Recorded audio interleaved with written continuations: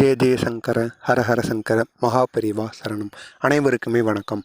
இந்த சிவனுக்குரிய மந்திரத்தை மட்டும் நம்ம சனிக்கிழமையிலையோ இல்லைன்னா மாலையில் விளக்கேற்றும் பொழுதோ நம்ம வீட்டில் வச்சு கூறிட்டு வந்தோம் அப்படின்னா பெரிய அளவில் நமக்கு நன்மைகள் நடக்குமாங்க. அவ்வளோ சக்தி இந்த சிவனுக்குரிய மந்திரத்தில் இருக்கான்.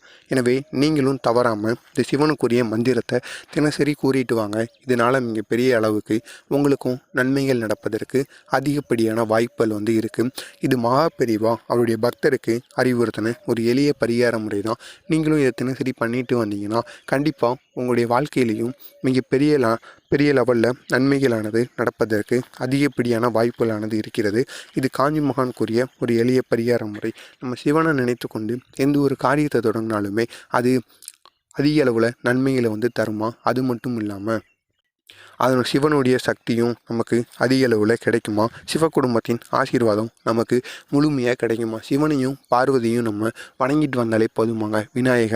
விநாயகராக இருக்கட்டும், முருகனாக இருக்கட்டும், ஆஞ்சநேயர் அனைவரின் ஆசீர்வாதமும் நமக்கு கிடைக்குமா. விநாயகரின் ஆசீர்வாதம் நமக்கு கிடைத்து விட்டாலே போதும். நமக்கு இருக்கின்ற பிரச்சனைகள், கஷ்டங்கள் அனைத்திலும் தடைகள் அனைத்தையுமே விநாயகர் பார்த்து கொடுவார். அதுக்கப்புறமா முருகனின் ஆசீர்வாதம் நமக்கு கிடைத்து விட்டது என்றால் நமக்கு இருக்கின்ற கடன் பிரச்சனைகள், செல்வ பிரச்சனைகள் அனைத்தையுமே செவ்வாய் பகவானான முருகன் பார்த்து கொடுவார்.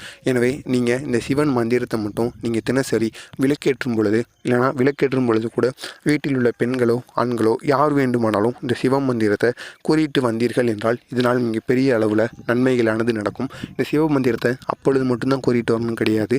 நீங்கள் சிவனுக்குன்னு பிரதோஷம் வரும் அல்லவா, அந்த பிரதோஷம் அப்பொழுதும் நீங்கள் கோவிலில் சென்று நீங்கள் சிவனுக்கு கூறிட்டு வரலாம். அதுக்கப்புறமா சனிக்கிழமை தோறும் இல்லைன்னா திங்கக்கிழமை தோறும் நீங்கள் சிவனுக்கு இந்த ஒரு மந்திரத்தை கூறிட்டு வாங்க.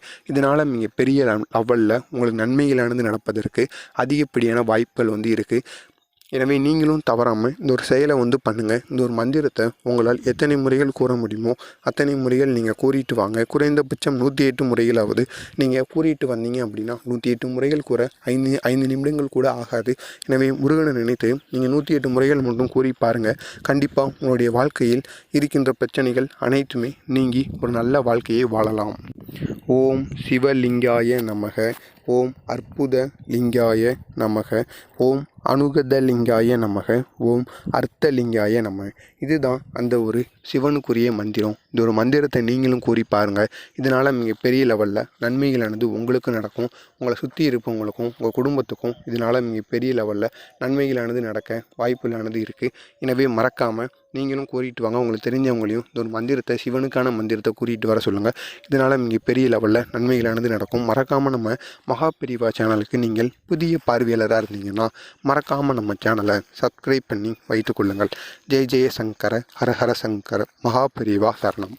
நன்றி, வணக்கம்.